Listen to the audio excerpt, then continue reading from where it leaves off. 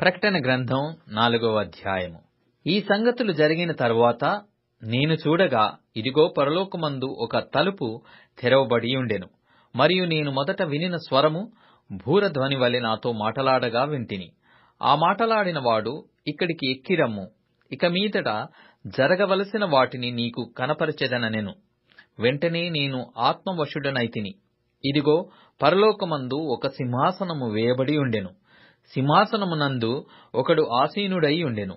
ఆసీనుడైన వాడు దృష్టికి సూర్యకాంత పద్మరాగములను పోలినవాడు. మరకతము వలె ప్రకాశించు ఇంద్రధనస్సు సింహాసనమును ఆవరించియుండెను. సింహాసనము చుట్టూ 24 సింహాసనములుండెను.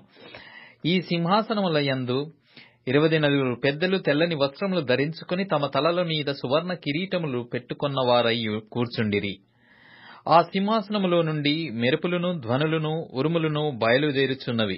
మరియు ఆ సింహాసనము ఎదుట 7 దీపములు ప్రజ్వలించుచున్నవి. అవి దేవుని 7 ఆత్మలు. మరియు ఆ సింహాసనము ఎదుట స్ఫటికమును పోలిన గాజు వంటి సముద్రమున్నట్టుండెను.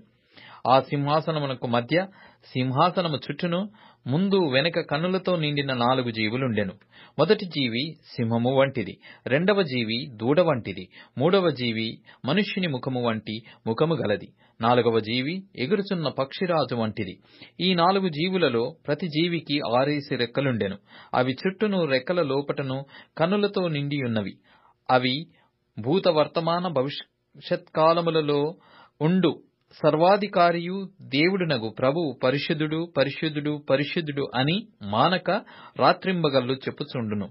ఆ సింహాసనమునందు ఆసీనుడైయుండి యుగయుగములు జీవించుచున్న వానికి మహిమయు, ఘనతయు, కృతజ్ఞతాస్తుతులు కలుగునుగాక అని ఆ జీవులు కీర్తించుచుండగా, ఆ 24 పెద్దలు సింహాసనమునందు ఆసీనుడైయుండు వాని ఎదుట సాగిలపడి యుగయుగములు జీవించుచున్న వానికి నమస్కారము చేయుచు, ప్రభువా, మా దేవా, నీవు సమస్తమును సృష్టించితివి.